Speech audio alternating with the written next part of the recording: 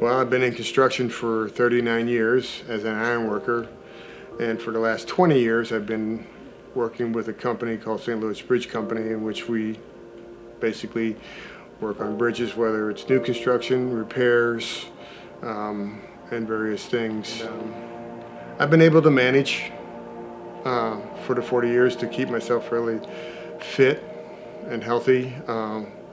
Unfortunately, though, in 1989, I took a fall of 45 feet and broke my back, which set me back some. But I've been, like I said, I've been able to overcome that for the most part through the years.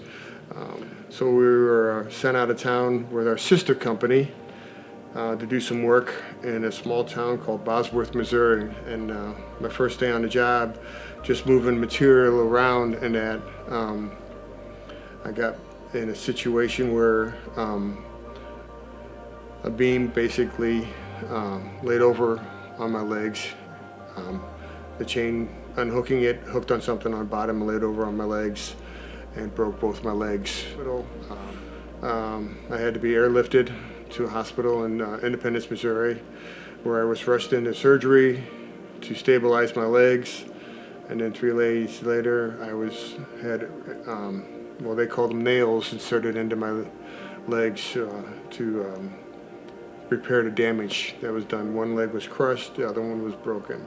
The hardest thing I think I find through this whole process is having to be dependent on people. You know, being in construction, you're used to doing things yourself. You know, here I'm a big guy. You know, I'm 6'5". You know, I'm fairly fit, very strong. I can do things myself. I like doing things myself. But when I lost my legs, I lost a lot of things. And one thing I lost my independence. And I've had to learn to rely on people to get things for me. And that's a humbling experience when you know that you just can't do for yourself like you'd like to, and you struggle just to even get out of bed.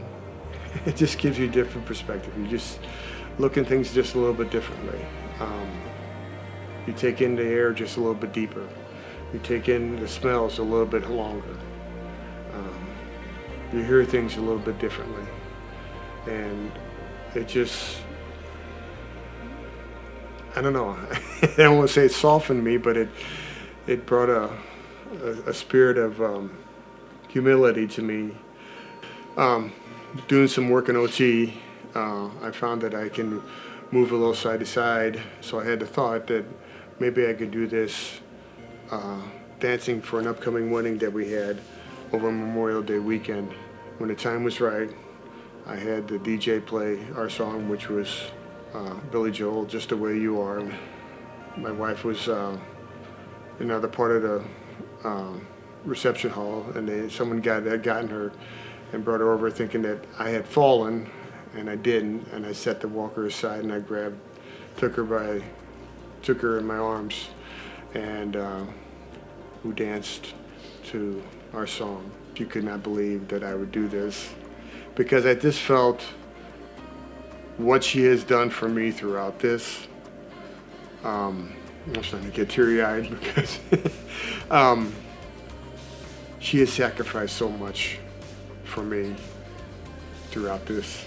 It was just important for her that I showed her how much she meant to me. And she was blown away. She was very surprised. And it wasn't long, but it didn't have to be long. It was just a point that it was the thought. And I was just thankful I had the opportunity to do that. Do I want to go through this again? I would never wish this on anybody to go through this, but it has changed who I am as a person and as a believer.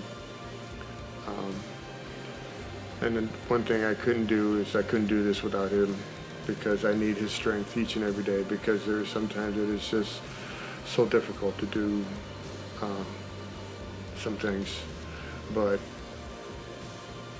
He has given me strong will. He's given me patience. He's given me perseverance. So in that respect, that has given me humility, that it's not always about me and about my desires, but it's about God's will and His desire. And what the outcome is, we still don't know. There's still a long road to go. We don't have any guarantees. I know I'll walk again. What that looks like, I'm not real sure, but we'll take it as it comes. I do know one thing, I'm not going to go back to what I was doing. So I think retirement looks pretty good on me right now.